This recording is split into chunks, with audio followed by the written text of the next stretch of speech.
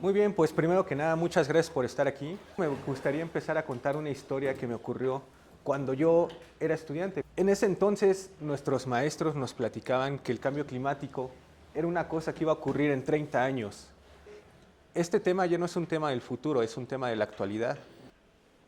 Vamos a establecer una correlación entre las actividades que hacemos como humanos, el proceso industrial y el cambio climático. Entonces nosotros somos humanos que tenemos necesidades físicas, tenemos necesidades materiales, nos gusta consumir cosas, nos gusta comer, les gusta ir de viaje, nos gusta ir de viaje, nos gusta salir, nos gusta pasear, les gusta vestirse bien, les gusta tener coches. Todo eso tiene un impacto en el medio ambiente. ¿Y cómo es ese impacto? Bueno, es muy sencillo. Todo lo que ustedes necesitan requiere de insumos. Y esos insumos vienen de la naturaleza. Después en la industria se procesan todos esos insumos y generan un producto. Ese producto necesita estos insumos materiales y energéticos. Bueno, esta energía, la gran mayoría de ella proviene de los combustibles fósiles. Y cuando quemamos esos combustibles fósiles, se produce dióxido de carbono y agua. Entonces este dióxido de carbono se va a la atmósfera y queda ahí, en la atmósfera. Entonces este CO2 que está en la atmósfera, dióxido de carbono CO2, es lo que va a hacer que se retenga calor en la atmósfera. Y eventualmente si hay muchas concentraciones de dióxido de carbono, entonces se incrementa la temperatura. Y ese incremento que hemos estado observando es el resultado de la actividad industrial que les estoy platicando. Anteriormente habían existido otros cambios climáticos naturales, pero este cambio climático que estamos experimentando en esta época de tiempo es debido a este proceso industrial. ¿Vamos bien hasta ahí? ¿Sí? Bueno, entonces, este incremento de temperatura, por favor, la que sigue, gracias. Es alrededor, se está incrementando y ahorita, si lo comparamos con el año 1880, ahorita estamos muy cerca de 1.5 grados de este incremento. Entonces, no queremos rebasar ese 1.5 grados. Entonces, esta dinámica que les estoy platicando ya está afectando a todo el mundo. Todo el mundo ya se está calentando, está elevando su temperatura. Entonces, este calentamiento global está generando cambios en todo el sistema climático del mundo. A eso es el cambio climático. Bueno, la que sigue, por favor. Muy bien, entonces estos cambios ya están teniendo impactos. Y aquí tenemos una representación del mundo donde han sido esos impactos. En este caso estamos hablando de incrementos de temperatura y de ondas de calor extremas. Entonces aquí pueden ver que prácticamente todo el mundo, casi todas las regiones del mundo, ya tienen ondas de calor extremas. Entonces esto es una realidad que está ocurriendo ahora en todo el mundo, está siendo impactado por esto. En la que sigue, por favor. Bueno, aquí están los impactos también en precipitaciones extremas. Aquí casi la mitad del planeta está siendo impactada por precipitaciones extremas. También se empiezan a observar estos cambios. En la que sigue, por favor. Y aquí tenemos las sequías. Entonces, como ven, en cuestión de ondas de calor extremas, precipitación y sequías, ya está impactando a todo el mundo. La que sigue, por favor. Entonces, así es como se ven los escenarios del incremento de la temperatura. Ahora nos estamos acercando a este escenario y aquí tenemos un escenario provisto en qué pasaría si ese incremento llega a los 2 grados y si el incremento fuera de los 4 grados. Entonces, al incrementarse en pequeñas cantidades, ustedes pueden decir, hay 1 grado, no suena mucho. Bueno, tal vez para nosotros no. Pero, ¿qué piensan ustedes cuando están bien y de repente llegan una enfermedad a su sistema y les da una infección y sube su temperatura corporal de ustedes de 36 grados a 38 grados? Pues pueden convulsionar, ¿no? Incluso si llegan a 40 grados es muy peligroso. Entonces, incrementos pequeños de temperatura en su sistema humano pueden hacer que colapse. Lo mismo está ocurriendo con el planeta. En la que sigue, por favor. También aquí tenemos los escenarios de cómo se verían estas precipitaciones en los escenarios de 1.5 grados, de 2 grados y de 4 grados. En la que sigue, por favor. Bueno, en la actualidad, ¿cómo está este incremento en las regiones? Aquí tenemos una gráfica de 1900 a la actualidad, el 2025, y bueno, podemos observar que estos incrementos de temperatura ya han sido registrados en todas las regiones del mundo. Y bueno, esto tiene mucho que ver con las actividades industriales, pero también las regiones son diferenciadas, ¿no? Pero es una cosa que ya está afectando a todas las regiones. En la que sigue, por favor. Bueno, y este cambio climático a los sistemas humanos nos está afectando bastante porque pues, son eventos extremos que la naturaleza no podemos controlar, pero además la naturaleza tiene una fuerza impresionante que destruye todo, destruye infraestructura, destruye casas, muertes humanas. Los daños ocasionados por desastres naturales son impresionantes. Y aquí tenemos cómo estos han ido aumentando a través del tiempo. Aquí tenemos del 1995 a la fecha, que ahora tenemos en el año del 2020 al 2024, 325 desastres naturales registrados por estas cuestiones. Entonces, se han ido incrementando cada vez más estos desastres. La que sigue, por favor. Bueno, entonces les platiqué un poco del cambio climático, pero también es necesario o es importante hacerles saber que actualmente el planeta atraviesa por una triple crisis planetaria. Y esta triple crisis planetaria tiene tres aristas, como su nombre lo dice. Entonces, una es el cambio climático, de la cual ya les platiqué. Otra es la contaminación, que pues va vinculada, el cambio climático viene vinculado con la contaminación del aire, el aire siendo contaminado por el dióxido de carbono, pero también tenemos sistemas acuáticos, tenemos sistemas terrestres, o sea, también puede haber contaminación en el océano o contaminación en la tierra. Entonces, la contaminación es más amplia también. Y tenemos otro problema que es la pérdida de la biodiversidad.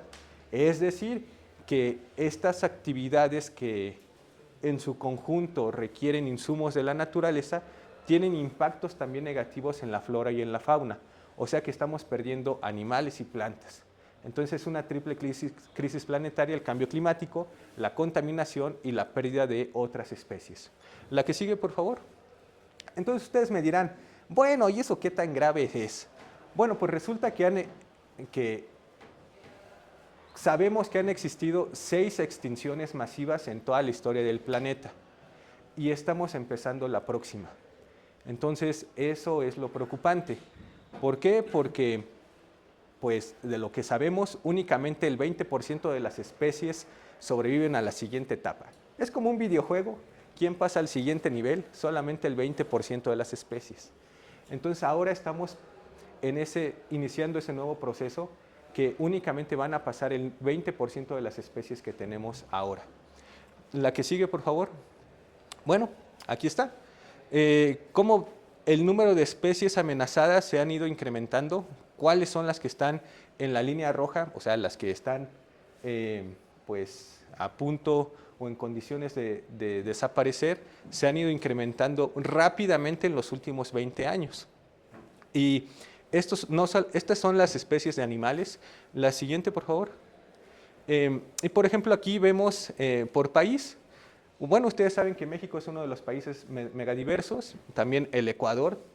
Entonces, el Ecuador está en primer lugar, México en segundo lugar, Brasil en tercer lugar, Colombia en cuarto lugar. Bueno, son los pulmones de América, ¿no? Son los lugares donde está pues concentrada la naturaleza, la flora y la fauna. Y pues evidentemente ahí tenemos una mayor pérdida de especies o de especies que están ahora en la lista roja por desaparecer. La que viene, por favor. También los árboles, los bosques, pues bueno, vean cómo en los últimos años se está incrementando el número de pérdida de árboles. Aquí lo tenemos en hectáreas, medido en millones de hectáreas, cómo esta superficie de árboles se ha ido perdiendo a través de los años. Y estos son procesos que tardan miles de años en generarse hay árboles, el suelo tarda muchísimo tiempo en generarse y ahora lo estamos perdiendo. La que sigue, por favor. Bueno, también pues es evidente que estas situaciones afectan a la flora, a la fauna, pero también a los humanos. Y bueno, tenemos una gran cantidad de muertes debido a las catástrofes naturales, principalmente en Asia y en África, pero también en América.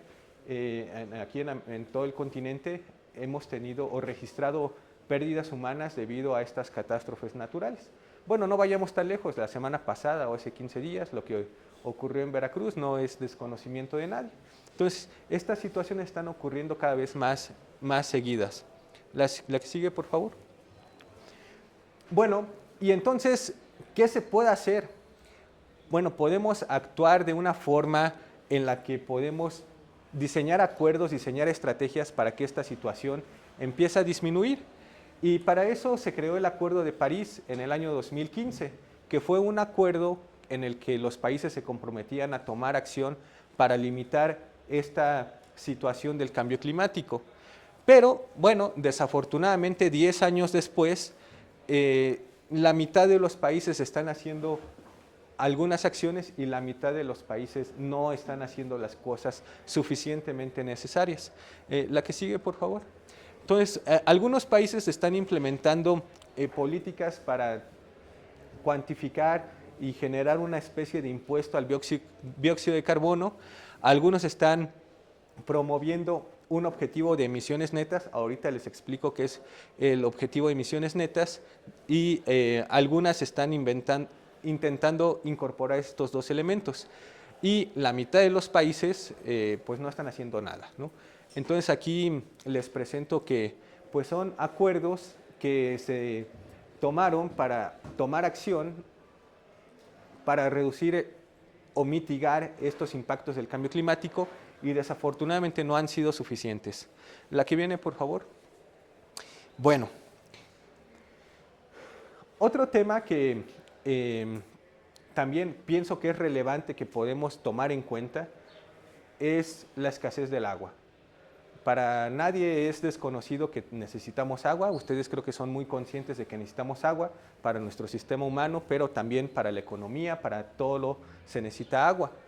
Y ustedes están siendo testigos de la escasez de agua cada vez mayor que tenemos en el país y en la ciudad. Y ustedes como ingenieros, pues simplemente los vengo a invitar a que tengan dos cuestiones. Uno, que sean conscientes con el consumo del agua, que la usen de una mejor forma, pero también son ingenieros. Y ustedes pueden empezar a desarrollar esas tecnologías que nos pueden ayudar a purificar o a limpiar el agua, ¿no? Entonces, la siguiente, por favor. Pues, por ejemplo, aquí les tengo una tecnología que a lo mejor conocen, que es el proceso de ósmosis inversa para desalinizar el agua. Es una tecnología que ustedes a lo mejor podrían empezar a explorar dentro de sus áreas también para ver cómo desarrollar estas tecnologías, cómo hacerlas más baratas, cómo hacer que consuman menos energía. Entonces, estas situaciones de preocupación ambiental, también ustedes a nivel tecnológico pueden empezar a desarrollar proyectos o ideas para combatirlas a menor escala, no solamente a gran escala con acuerdos de países, sino también ustedes con desarrollo de tecnología. Bueno, o en hacer autos más eficientes, motores más eficientes, etcétera, ¿no? La que sigue, por favor. Bueno, entonces hay una parte que ustedes pueden hacer que es a nivel individual, a nivel empresa, y claro, hay un nivel más amplio a nivel macro que es la regulación. Y la regulación también es importante. La que sigue, por favor. Entonces, aquí entraría algo de lo que les platiqué hace rato, la estrategia de Net Zero. ¿Qué rayos es eso de Net Zero? Bueno, pues hace algunos años nos estábamos dando cuenta de que el principal componente que está generando las emisiones,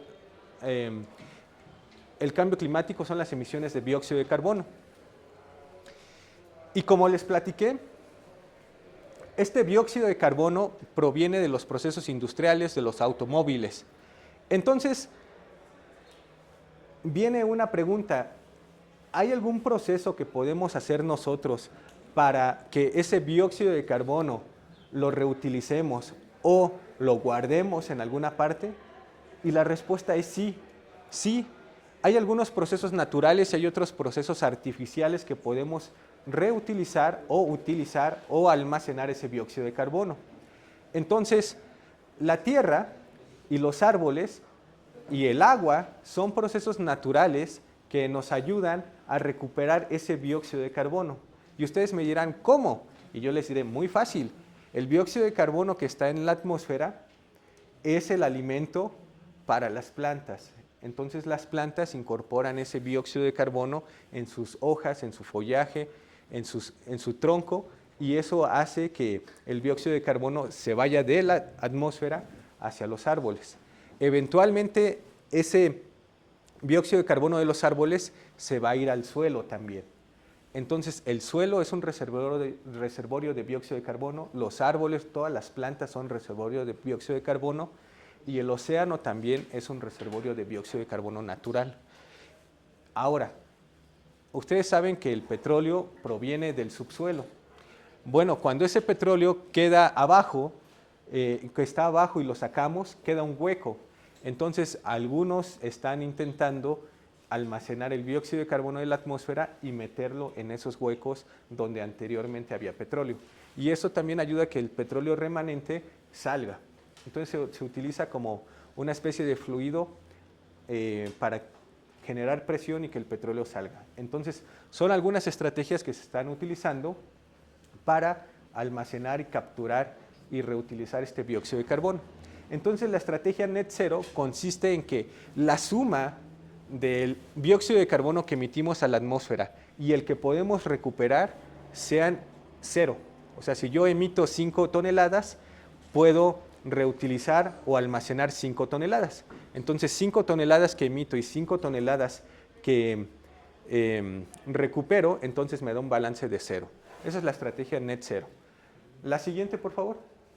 Entonces, si nosotros ponemos énfasis especial en esta estrategia Net Zero a nivel internacional, a nivel local, podemos alcanzar en el año 2050 que a nivel mundial el dióxido de carbono tenga un balance 0, es decir, todas las emisiones y todo lo que podemos recuperar en el balance sean 0.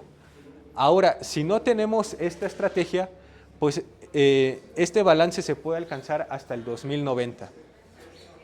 Bueno, la que sigue, por favor. Hay otra forma en la que estas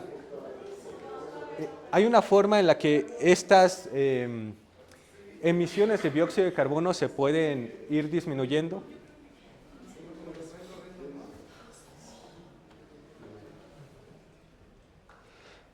Y esta estrategia tiene que ver con la transición energética.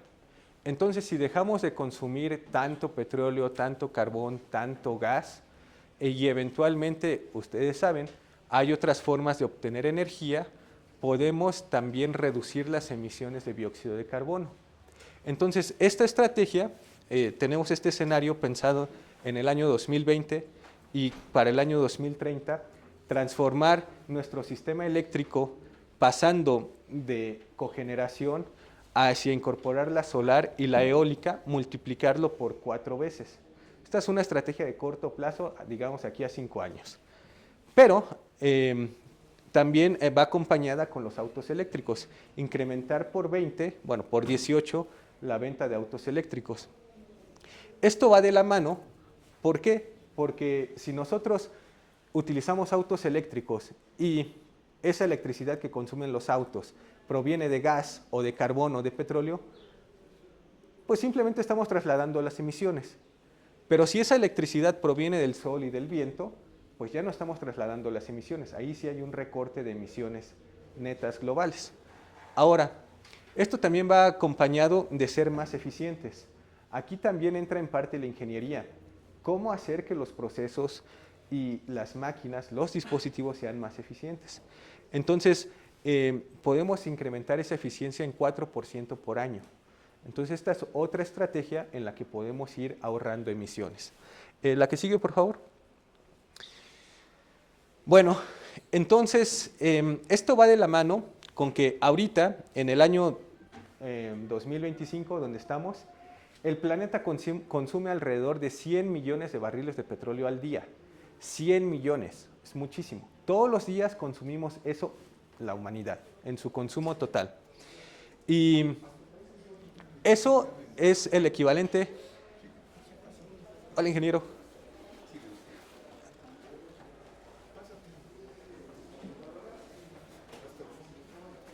Sí, sí. Bueno, ese sería el equivalente a que nosotros, nuestro sistema actual energético, consume un alrededor del 83% de la energía de recursos fósiles. Y entonces, si nosotros estamos en este escenario y nosotros nos planteamos una transición energética, podríamos reducir este consumo de petróleo hasta, digamos, 20 millones de barriles al día. O sea, disminuirlo en una cuarta parte. Eso quiere decir que hay que hacer una transformación muy grande. Este es un escenario de la Agencia Internacional de Energía en el que nos está proponiendo una transición energética bastante intensa, bastante agresiva. Es un escenario que puede ocurrir en 25 años. Entonces, si nosotros tenemos este escenario, hay que modificar muchas cosas. Hay que rediseñar máquinas, rediseñar sistemas, rediseñar industrias, rediseñar transporte, rediseñar muchas cosas. Y eso tiene mucho que ver con ustedes. Bueno, al mismo tiempo, ustedes me dirán, bueno, ¿y cuál es la contraparte? ¿Vamos a dejar de usar petróleo? Y yo les diré sí.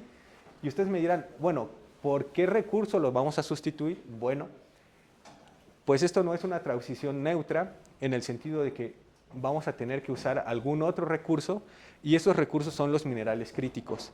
Entonces, estos minerales críticos se van a aumentar en 40 millones de toneladas por año al 2050. Entonces, evidentemente vamos a dejar de consumir ciertos recursos, ciertos insumos, pero vamos a transitar hacia el consumo de otros recursos. Y, por ejemplo, les hablaba hace rato de la transición en la generación de electricidad, que actualmente es alrededor del 8%, y esta tendría como objetivo un 60 o 70% de producción de electricidad a nivel global. Entonces, son los cambios que involucran la transición energética. Cuando hablamos de transición energética, a esto nos estamos refiriendo, a nivel global, a nivel macro. Y si nos referimos a nivel micro, pues esto tiene que ver con rediseño de equipos, rediseño de procesos, nuevas máquinas, hacerlas más eficientes, que eso corresponde a ustedes en la ingeniería. Entonces son cosas bastante interesantes cómo se van moviendo a niveles macro y a niveles micro. La que sigue, por favor. Bueno, entonces, ¿qué países están involucrados en esta transición energética? Bueno, miren, esta es una... pásenle, pásenle.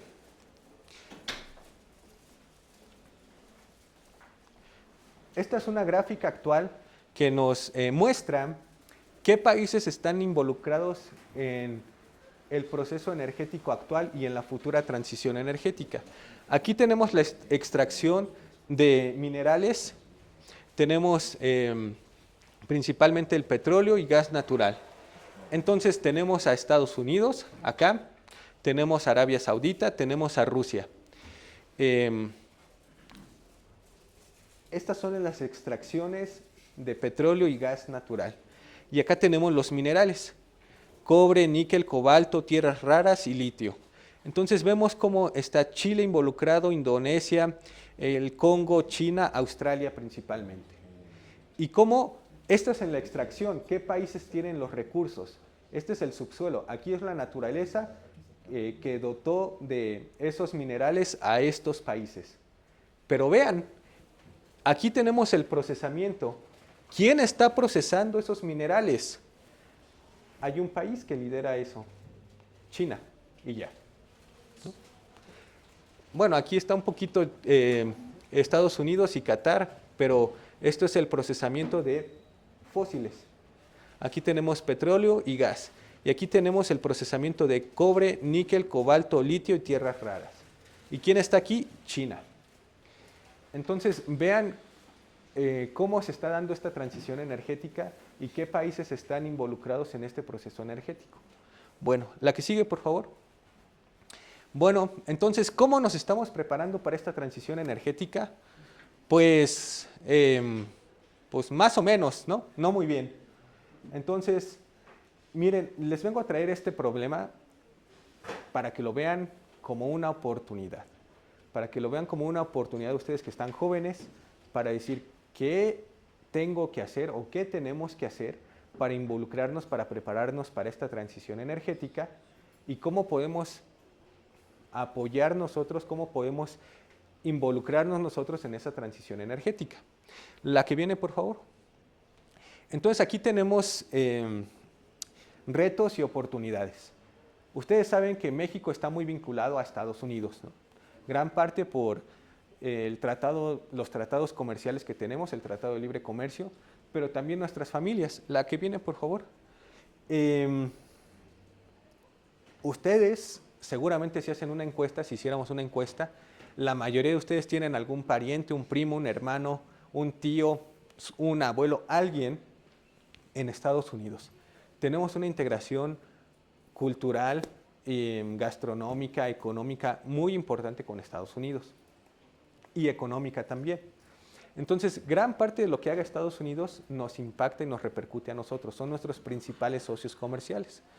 Entonces, ahí tenemos una oportunidad también para incorporarnos en esa cadena global de valor en muchas cuestiones. Entonces, si ustedes ahora son estudiantes, pueden empezar a ver qué proyectos está haciendo Estados Unidos. También pueden mirar a otras partes, a Europa, pero también pueden empezar con algo muy simple. Ustedes están en la licenciatura, o sea, nivel licenciatura, y eventualmente van a terminar y pueden empezar a hacer un posgrado. Entonces, una forma de vincularse muy fácilmente es que ahora que están en la licenciatura, hagan un intercambio. Váyanse un semestre de intercambio a alguna otra universidad en cualquier parte. Un intercambio. Y si no es un intercambio ahora en la licenciatura, pueden pensarlo para la maestría tal vez, ¿no? Entonces esa es una forma inmediata que tienen ustedes en un año o en 2 años, prepárense para eso. Ahora si dicen, no, bueno, tal vez esa opción no es la mía, bueno, pueden empezar a ver qué empresas pequeñas, medianas, grandes o transnacionales se pueden empezar a incorporar y se van a dar cuenta de que gran parte de nuestra infraestructura y de nuestras cadenas de valor están muy vinculadas con Estados Unidos. Entonces eso nos afecta bastante, para bien o para mal, bueno, esa es la realidad que tenemos. Entonces yo les sugiero mucho que estudien mucho el inglés, que se metan a estudiar inglés, les guste o no les guste, es una herramienta que les va a ayudar y les va a abrir mucho las puertas. Bueno, la que viene, por favor. Entonces en América Latina también, bueno, en América Latina también se pueden hacer cosas, ¿no? La que viene, por favor. Miren, les vengo a contar otra cosa que también puede ser de interés para ustedes y que pueden empezar a tener ideas sobre tecnologías, sobre procesos, qué hacer para hacer las cosas más eficientes. Y este concepto que les voy a traer aquí se llama el overshoot. ¿Y qué rayos es el overshoot? Bueno,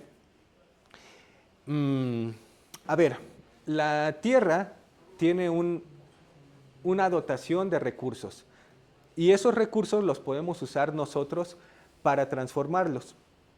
Entonces, nosotros vamos a utilizar esos recursos, pero la Tierra por sí sola, por sus procesos naturales, ella misma va a regenerar esos recursos. Entonces tenemos una especie de stock que podemos usar cada año. Entonces, supongamos que nosotros tenemos, vamos a decir un número, 10 litros de agua para usar al año, y si al año consumo 8 litros de agua, ¿cuántos litros de agua al año me quedaron? 2, ¿verdad? Entonces puedo ahorrar 2 litros de agua para el siguiente año. ¿Qué pasaría si tengo esos 10 litros, ese presupuesto son 10 litros de agua y consumo 10 litros de agua al año? ¿Cuántos litros de agua me quedan para el otro año? 0. Ahora, ¿qué pasaría si yo consumo 10, si tengo mi presupuesto que se regenera es de 10 litros de agua y consumo más de 10, consumo 15? Al siguiente año le debo 5 litros. Ustedes me van a decir, bueno, ¿y esos 5 de dónde salieron? Bueno, es que la Tierra tiene un presupuesto de regeneración. Esos 5 litros adicionales están disponibles, pero me los estoy agotando. La tierra no los está regenerando. Entonces, eso ocurre con el agua, con los bosques, con todos los sistemas que tenemos, con peces, con todo lo que ustedes quieran, se van regenerando al año. Entonces, si no consumimos más de esos recursos, tenemos un presupuesto que se va ahorrando. Y si consumimos más de esos recursos, nos vamos gastando más de esos insumos que tenemos. Bueno, si nosotros atravesamos esa línea, se llama el overshoot. Entonces, en el mundo, en promedio nos acabamos los recursos el 1 de agosto. O sea que a la mitad del año ya nos acabamos el presupuesto de ese año. Y al siguiente año, ahorita que estamos en Día de Muertos, en noviembre, quiere decir que estamos consumiendo recursos de otro año futuro. Entonces eso se llama el overshoot, ¿no? Entonces aquí vean cómo en el año 1970 estábamos en 31 de diciembre. ¿Eso qué quiere decir? Que en 1970 consumíamos en el mundo los recursos que se regeneraban en ese año. O sea, en 1970 estábamos, pues, digamos, en el balance. Consumíamos lo que la Tierra podría regenerar en ese año. Y vean, 1975 se recorrió a noviembre, 1980, 1985, 1990, en el año 2000, 2005, 2020, 2024. ¿Cómo cada vez hemos consumido más y más y más recursos? Ese es el overshoot. Entonces, muchas veces no somos conscientes de esto, pero es importante que lo empezamos a tomar en cuenta. Bueno, siguiente, por favor. Aquí está por países. Bueno, entonces vean, hay países como por ejemplo Ecuador, que casi llegan al final del año, Vietnam. Bueno, pero vean, acá Qatar, 11 de febrero. Estados Unidos, 8 de marzo, 14 de marzo. Europa, 8 de marzo. ¿Esto qué quiere decir? Alemania, 2 de mayo. ¿Qué quiere decir este dato, por ejemplo, de Qatar, 11 de febrero? Que solamente en un mes se acaban todos los recursos disponibles de ese año. O sea, es el 11 de febrero y ya se acabaron todos sus recursos. ¿Y en marzo qué hicieron? Pues consumieron los recursos de otro año futuro. Ajá. Entonces, en un año ellos consumen el equivalente a lo que son 12 años de lo que el planeta puede regenerar, o sea, en su región, pues. Entonces, esto es un dato bastante aterrador, ¿no? Nosotros, México, estamos en el promedio, estamos entre agosto y septiembre, ¿no? Creo que ahora nos tocó el 24 de agosto. O sea, quiere decir que el 24 de agosto en México consumimos los recursos que teníamos disponibles para este año. Bueno, el que sigue, por favor. Bueno, son muy poquitos, estos son los poquitos países que van generando ese ahorro natural. Son los pocos países que no llegan a acabarse sus recursos en un año. Bueno, la que sigue, por favor. Entonces, todo esto, ¿qué se puede hacer? Bueno, pues se pueden hacer cosas a nivel macro, a nivel regulación, acuerdos, como les platicaba hace rato, pero también a nivel micro ustedes pueden empezarse a incorporar en esas cadenas productivas, a ser más eficientes, a generar nuevos dispositivos. La que sigue, por favor. Entonces, por ejemplo, aquí les traigo un análisis de las principales tecnologías que tenemos actualmente, que ya están disponibles, y cómo estas tecnologías se pueden incorporar. Entonces, tenemos tecnologías acá, tenemos la solar, la eólica, la hidroeléctrica, la geotérmica, el almacenamiento de energía y, digamos, ahorros en los espacios, en los edificios, pues, en el diseño de los edificios. Entonces, estas tecnologías, si nosotros hacemos el análisis, si tienen la facilidad geofísica, la facilidad ambiental, la tecnológica, la económica, si la sociedad las acepta y si las instituciones son capaces de generar esas regulaciones para que se integren, entonces vemos que en su mayoría estas tecnologías, si el circulito es grande, quiere decir que tienen una factibilidad grande para implementarse de forma física, de forma ambiental, de forma tecnológica, de forma económica, de forma sociocultural y de forma institucional. Entonces, quiere decir que la gran mayoría de estas tecnologías ya están disponibles, ya no es ninguna novedad esto, pero simplemente ya lo estamos midiendo y ya sabemos que es cierto, que son tecnológicamente eficientes, que tienen un impacto ambiental menor, que hay los recursos para ponerse, que la sociedad, algunas las acepta, mayoritariamente la solar y la eólica, el almacenamiento de energías, diseño en edificios. Entonces, son cosas que, tecnologías que ya tenemos disponibles. Entonces, gran parte de las tecnologías que tenemos para esta transición energética ya están, ya existen. Son factibles económicas, políticas, socialmente y ambientalmente. Entonces, estas tecnologías ya las tenemos. Esa es la buena noticia. Hay otra buena noticia, que es que la juventud, como ustedes, están cada vez más interesados en estos temas. Y al estar interesados en estos temas, hay más posibilidad o probabilidad de que tomemos acción las siguientes generaciones. Entonces, son las buenas noticias. La siguiente, por favor. Entonces, estas cuestiones que les estoy platicando tienen mucho que ver con estrategia. Antes, cuando esta plática la empecé diciendo que cuando yo era joven nos decían que esto iba a ser un tema del futuro, ahora este es un tema de la actualidad, pero también es un tema de estrategia. Si ustedes incorporan estos temas en sus estudios, en sus diseños, en lo que ustedes van a hacer, van a tener una competencia mayor a quien no la tenga, van a tener una ventaja estratégica a quien no la incorpore. Entonces, son las buenas noticias y las malas noticias. No sé si alguien más tiene alguna duda, alguna pregunta, alguna inquietud. Perdón, estaba escribiendo la pregunta. Según COP30, Latinoamérica produce alrededor del 70% de electricidad verde, pero económicamente depende de la venta y exportación del crudo. España recientemente tuvo un colapso por una producción activa de cerca del 90% de energía intermitente. México en teoría está alineado a la Agenda 2030 con el Tratado de París, pero no es prioridad para Estados Unidos, nuestro socio comercial más importante, ¿no? Cada región tiene dinámicas económicas y sociales distintas. El interés económico, desafortunadamente, es el superior. Y dentro de estas dinámicas, las sociales,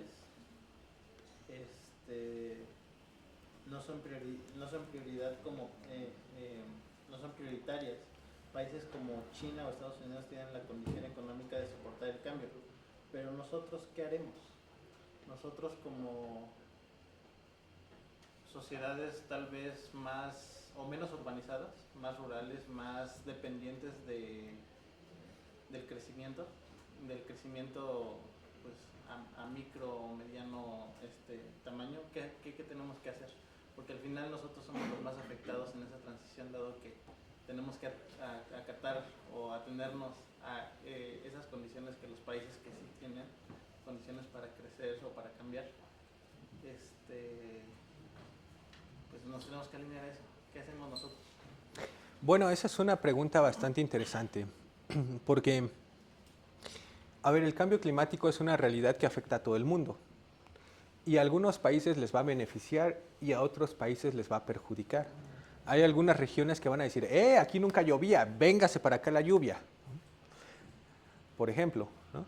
Entonces, sí, estos impactos son diferenciados. Pero también hay que tener en cuenta algo. La parte económica, ¿cómo se llama usted? Manuel nos está diciendo, bueno, hay una parte económica que a mí me preocupa, porque China y Estados Unidos ya están en vías de desarrollo, ya no están en vías de desarrollo, ya se desarrollaron. Y nosotros estamos en vías de desarrollo. Entonces, las políticas de transición nos están diciendo que podríamos utilizar otros recursos minerales en lugar del petróleo. ¿Ok? Eso es lo que nos dice la transición energética. Y el petróleo tiene varias ventajas, como cuál, como que es más, en algunas ocasiones es barato. Pero la energía solar ahora es más barata que muchos procesos para producir electricidad. Y México es uno de ellos. Aquí en México tenemos disponibilidad de sol en todo el país. Entonces aquí producir electricidad con paneles solares es también barato. Entonces hay una parte económica que tiene que ver con eso. Hay otra parte que no se puede sustituir tan fácilmente, ¿no? Como por ejemplo, ustedes me van a decir, bueno, si yo me quiero comprar un coche y un coche de gasolina es la mitad del precio que un carro eléctrico, pues mi lógica económica me dice que me vaya por un auto de gasolina. Esa es la realidad en la que se presentan la gran mayoría de los, vamos a llamarle, de los jóvenes en este país. Entonces están entre esa disyuntiva. ¿Compro un auto eléctrico o compro un auto a gasolina? Entonces hay una lógica económica detrás de eso. Uno es más barato, pero el otro me dice que no va a contaminar. Bueno, en el caso de México, desafortunadamente nuestras energías renovables no son muy grandes. La gran mayoría de la electricidad que consumimos viene de fuentes fósiles. Entonces, en su caso, en México, lo que les platiqué hace rato, la transición energética funcionaría si nuestra electricidad viene de fuentes limpias. Pero en México la gran mayoría de la electricidad viene de centrales de ciclo combinado, de termoeléctricas. Entonces solamente están desplazando las emisiones de su auto a las generadoras de electricidad. Esa es la realidad de México. Ajá. Entonces nosotros necesitamos pensar en una transición energética más grande donde la electricidad provenga principalmente de fuentes renovables. Pero aquí Manuel me dice, bueno, pero a ver, espérenme, en España a inicios de año hubo un apagón, correcto, y de lo que sabemos de ese apagón es que ocurrió porque en 5 segundos hubo una alteración de la demanda y de la oferta de electricidad proveniente de fuentes de energía renovable, o sea, venía mucha electricidad por sol y por eólicas, y en 5 segundos hubo una desconexión de ese sistema. ¿Por qué? Porque no había un respaldo, ya sea de hidroeléctricas o de ciclo combinado o de nucleoeléctricas, que contuviera esa electricidad. Entonces hubo un desfase ahí de la electricidad y como medida de seguridad se apagaron todos los sistemas. Se desconectaron esos sistemas y se desconectaron por 18 horas. Entonces, lo que ocurrió allá fue que no hubo una planeación que involucrara un balance correcto entre la energía nuclear, entre las termoeléctricas y las energías renovables para que pudieran hacer frente a esas alteraciones de oferta y demanda. Entonces, se necesita planear eso. Se necesita tener ese respaldo de energía eólica, de energía nuclear, de energía hidráulica e incorporar las renovables. Entonces, el sistema eléctrico es bastante delicado y se necesita que se planeen bien los sistemas eléctricos. Esa es una cuestión de ingeniería también. Entonces, ahí hay un reto de planear, de diseñar los sistemas. A ver, por ejemplo, aquí en México tenemos una central nuclear. Entonces, es una pregunta de ingeniería, ¿cuál es el sistema o la matriz energética en México? En este caso no vamos a hablar de electricidad, nada más enfoquémonos en electricidad. Nuestra matriz eléctrica, ¿cuál es el ideal que debería de tener? ¿Qué porcentaje de nuclear debería tener? ¿Qué porcentaje de ciclo combinado debería tener? ¿Qué porcentaje de solar debería tener? ¿Qué porcentaje de eólica debería tener? Esa es una pregunta de ingeniería, por ejemplo, que ustedes me van a decir, ¿tiene que ver con política? ¿Tiene que ver con economía? Sí, por eso les presenté la tablita anterior. La política tiene que ver, la sociedad va a aceptar que pongamos una planta nuclear. De forma de ingeniería van a decir, sí, necesitamos, por decir, 5 centrales nucleoeléctricas. Ajá, ¿y la sociedad las va a aceptar? Entonces, ahí hay muchos retos que tenemos que ver como ingenieros, qué podemos meter y qué no podemos meter. Entonces, está la parte económica. ¿Nos alcanza para poner centrales nucleares? ¿Nos alcanza para poner paneles solares? ¿Para qué nos va a alcanzar? Entonces, esta pregunta es muy interesante porque ustedes pueden hacer o tomar decisiones a nivel individual, pero muchas de ellas tienen que ver con el contexto global.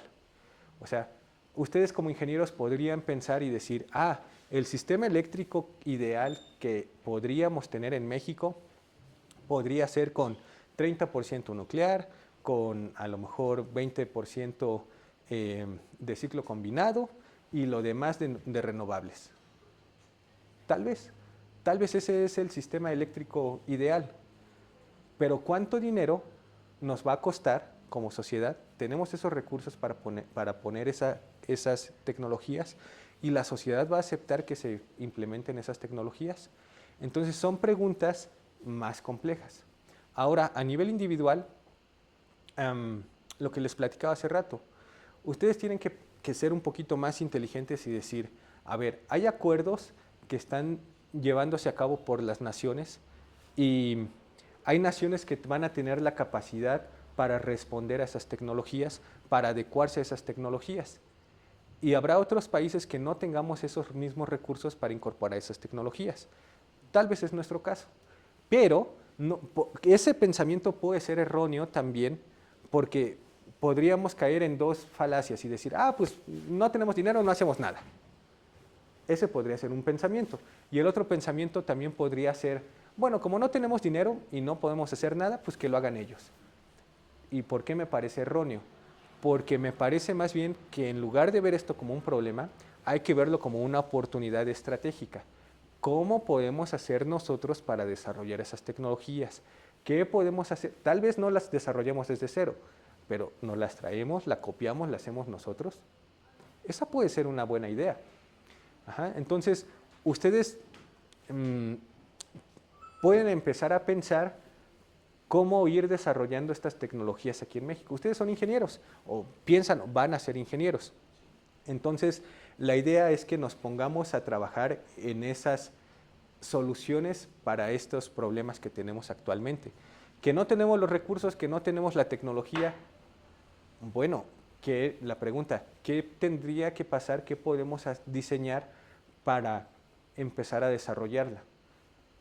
Y ustedes me dirán, bueno, a lo mejor yo no tengo el capital para empezar a hacerlo. Bueno, muy bien, empecemos a trabajar en esas empresas que sí tienen el capital y ver cómo podemos incorporarnos ahí. O sea, lo que les quiero decir, en lugar de ver lo que no tenemos, podemos ver lo que sí tenemos y cómo podemos incorporarnos en esas cadenas. Es verlo desde otra lógica, verlo desde otra perspectiva, de una perspectiva de proponer, desde una perspectiva de cómo podemos nosotros empezar a involucrarnos en esas cadenas que van a ser también el futuro, ¿no? Entonces, yo pienso que por ahí va más el asunto. Entonces, miren, yo los vengo a invitar, nuevamente les digo, sí les traigo información de lo que está pasando, pero también los vengo a invitar a más bien a pensar de una forma positiva, a pensar de una forma en cómo podemos apoyar nosotros, en qué me puedo involucrar yo, y no verlo como una catástrofe, más bien verlo como una oportunidad de hacer cosas. O sea, les hablé de muchas tecnologías que pueden hacer, eficiencia energética, les hablé de la cuestión del agua, les hablé de todas las tecnologías de electricidad, pero también de autos eléctricos. Ustedes se pueden involucrar en muchas tecnologías. Entonces, es importante que ustedes tomen en cuenta eso y que empiecen a ver que el futuro en la humanidad está avanzando hacia allá. Que México no nos interesa, que el presidente dice una cosa, que no hicieron tales acuerdos. El mundo va a ir orientado hacia allá. Queramos o no, es la tendencia del mundo. Entonces, yo les traje los escenarios de transición energética hacia dónde va a ir orientado el mundo y ustedes van a decidir si nos involucramos en ese camino o si no nos involucramos en ese camino. Entonces, pueden tomar esa decisión, ignorarla o involucrarse. Y los que se involucren van a tener el conocimiento tradicional, pero además van a tener el conocimiento adicional que estamos hablando de transición energética. Y si no se involucran, bueno, está el conocimiento tradicional y la forma que siempre hemos venido trabajando en esto. Entonces, yo les invito a que tomen en cuenta los dos caminos y que digan, bueno, conocer lo que es las tecnologías que tenemos actualmente y las nuevas tecnologías que van a venir. Entonces, yo los invito a eso, a que tengan ese espíritu, esa espinita, esa curiosidad por involucrarse en nuevos procesos, nuevas tecnologías. Y bueno, también agradezco mucho la invitación aquí al ingeniero Andrés, al Anfir, a Gaby y a todos quienes me apoyaron el día de hoy aquí, y a la ESIME por esta conferencia el día de hoy. Y pues muchas gracias a ustedes, sobre todo por estar aquí, sus inquietudes y escucharme. Bueno, muchas gracias.